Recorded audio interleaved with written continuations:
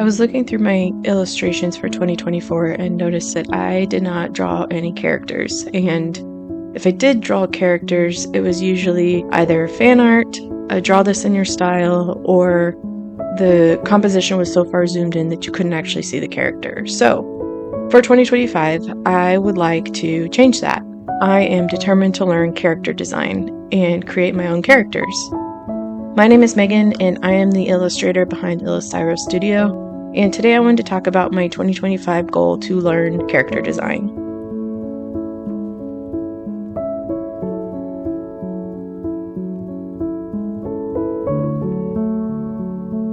I have a tendency to stop a new hobby or skill if I'm not good at it after a ridiculously short period of time. So a week, a few days, a month, I have a tendency to stop if I feel like I'm just not proficient in it, which is completely ridiculous, and it's something that I need to work on. So when I set out this idea, this plan of how I wanted to learn this skill, I am purposefully saying that I'm going to learn it in 2025 so that my brain understands that we're going to take the whole year to focus on this concept. It's not something that we're going to learn in a day or a week or a month, and most likely not even a year, to be honest, but I'm setting myself up for the opportunity to keep going when I feel like I'm failing at it, or that I'm not good at it, or when I'm frustrated.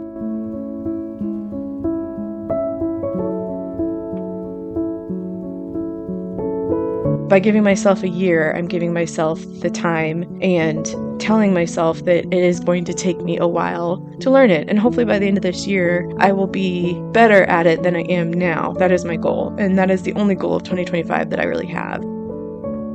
I'm not saying I want to be proficient. I'm not saying I'm going to be amazing. I just want to be better than I am now. And I understand that that's kind of hard to quantify. But for me, I can see it in my illustrations. You know what I mean? I recently did an illustration where I updated one that I had done in February of 2024, and just looking at them side by side was just mind-blowing to me. And so I'm going to do something kind of similar, maybe not with the same illustration, but just, look at my illustrations from this last year where I did draw a character and then kind of compare it to my progress throughout the year. That's essentially what I'm going to do. So my goal is to take this year and kind of divide my studies, I guess, if you will, into a few separate categories. So the first category is going to be structured learning, things like classes and courses. The second category is going to be the 100 Heads Challenge, and I'm going to talk more about that one later on. And then the third category I'm calling non-character related, and I'll talk about it here in a minute.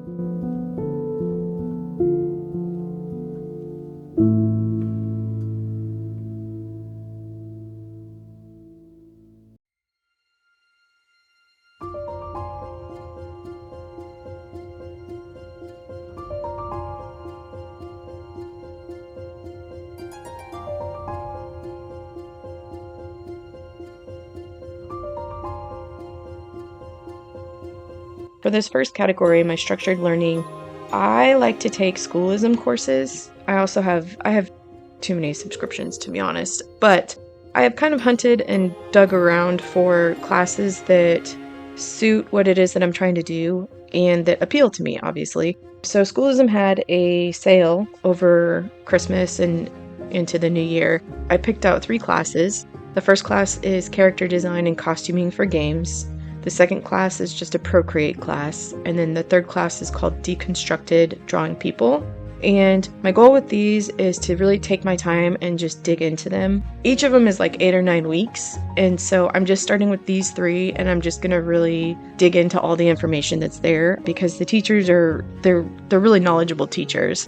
And if I take my time with it and treat it like an actual college course, basically, I would be taking my time with it. So that's my goal with these 3 classes, is to really just slow down, dig through the information, do the practice, do the exercises that they have, and then just really, really try to learn. So those are my 3 structured classes.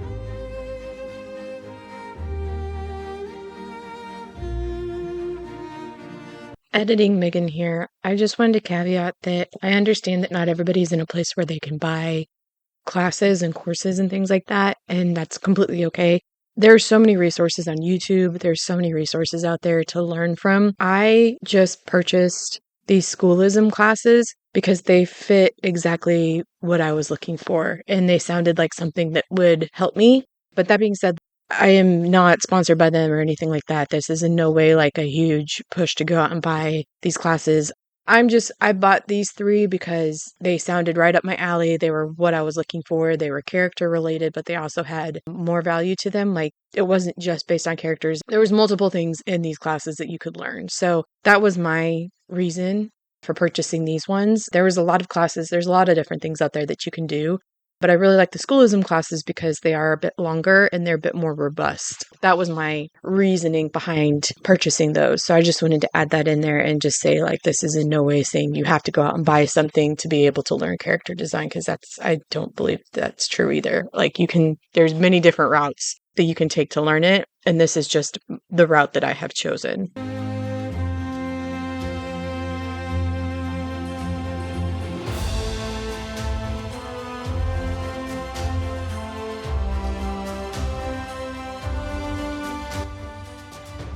The fourth thing is just kind of under the Patreon umbrella. I do have a few people that I subscribe to on Patreon, and they have exercises and things to help you learn skills. And so I will be still reading through those and, taking advantage of those, because they're all artists that I really admire. And I, they're all really good teachers, and they all have amazing, amazing resources on their Patreons. So I'm going to take advantage of that too, because there's just so much information there.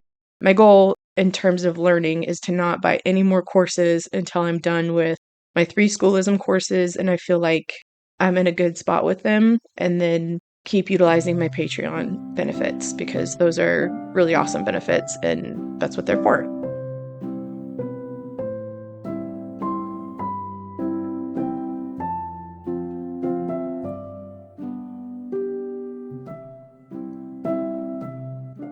The second category is 100 heads, and I'm not gonna do like the official 100 heads, here's what you do, how you do. I'm kind of like melding it into my own thing. My goal with it is to just get through my mental block, essentially. I have a mental block around drawing people because it's just been something that I've always struggled with, and I've always had difficulty just doing it. And so by doing the 100 heads challenge and just continuing to draw portraits and people and heads and stuff like that, I'm just hoping to get past this block that I have and to get rid of the anxiety that I have around it being perfect, because obviously nothing's going to be perfect 100% of the time, and that's just how it is.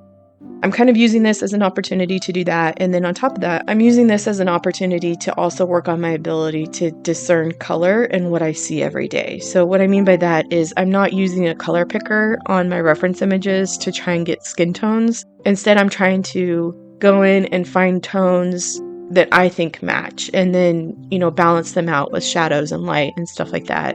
And it's been, so far I'm on, I think 5. And so far I've learned a lot, to be honest.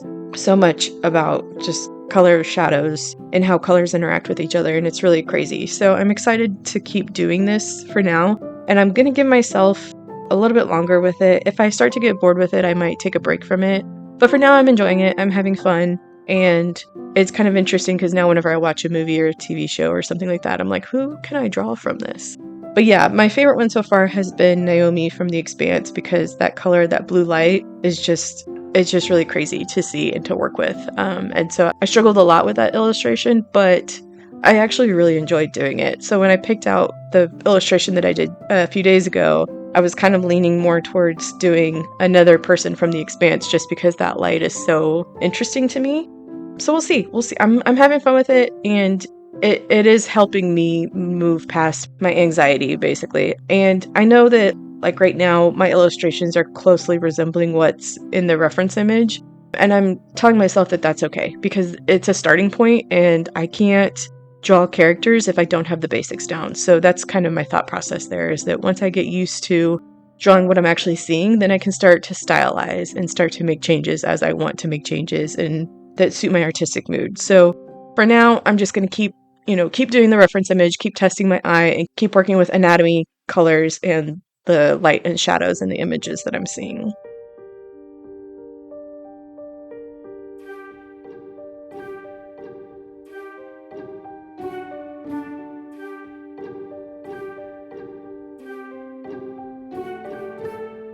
So for this third category, this other kind of vague category, basically I have learned that when I'm learning something new, I have a tendency to make it 100% of my life or my time or everything that I look at. Like I have to constantly look at this one thing.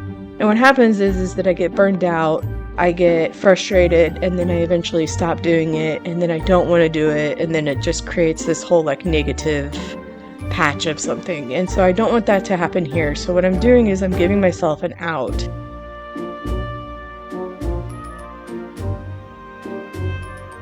For Christmas, I got a brand new drawing tablet, and on it, I'm going to learn Clip Studio Paint. And so in this other category, I'm basically going to use as an opportunity to learn Clip Studio Paint and to work with this drawing tablet. And in those, I want to start with like landscape studies and just kind of learn the brushes and just kind of play around and have fun, because I've never really done that before. This is kind of just like a step away from what I'm learning so that my brain doesn't get into overload and I don't get frustrated and it doesn't like affect me in a negative way, because that's not what I want to have happen. I want to build a healthy art habit that I love and that I enjoy, and I don't want it to be negative at all. I mean, I will still obviously have negative times, but like I want to try to avoid that, basically. So I'm giving myself the ability to say, I don't feel like drawing people today, but I still want to draw. What else can I draw? So that's this other category. And that'll also go hand in hand with like my own illustrations, basically. If I get an idea for something that I want to make, I'm still going to give myself room to do that. Like, I'm not going to make every single illustration have to resolve around character design and all this stuff, because that's going to be the quickest way for me to get super frustrated, super annoyed, and just not want to do this anymore. So basically that's what this category is. It's just anything else that I want to do.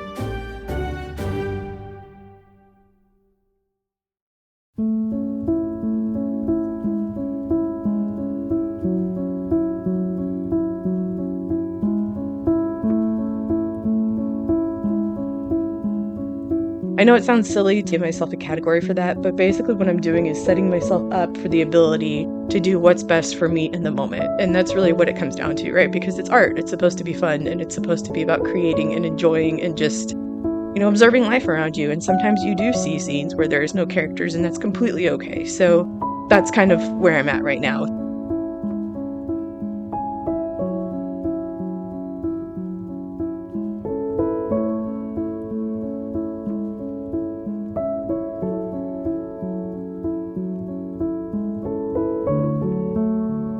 Essentially, this is my plan, and I'm planning on doing a video at least once a month, kind of talking about, these categories, how it's going, what I'm learning, and if there's something that I find that's really cool, I will definitely put it up here too.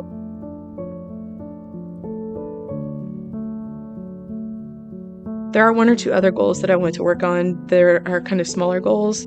When I started filming myself draw, I realized just how chaotic I am with like my layers and, my process and stuff. So I do want to work on getting that more streamlined, because I feel like I waste a lot of time going back and forth between, oh, let me add this little detail here and let me add that detail there, and just kind of like, I don't know, streamline my process a little bit, because I think some of the illustrations I do take a lot longer than they need to, and it's only because I'm being indecisive and just unorganized. So it's all part of the process. I know that it's something that I will learn as time goes on, but I do want to try to get better about that, like keeping my layers organized and keeping my workflow organized.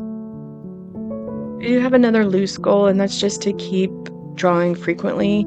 I am really proud of myself. In 2024, I was consistent with drawing almost not every day. I am not somebody who can draw every day. I've learned that my 100 illustrations challenge taught me that I can't do this every day, at least not at this point in time. There are some days where I do it multiple days in a row, but then I will take time away from it, because that's just the nature of how my brain is. But overall, I was consistent across the year, and so I'm really happy with my consistency, and so I'm hoping to continue to do that in 2025. I want to be consistent. I want to draw frequently, I'll say, but my goal is to at least do a few illustrations a month, basically, as I work through, my classes and stuff like that. So I'm going to keep working on that.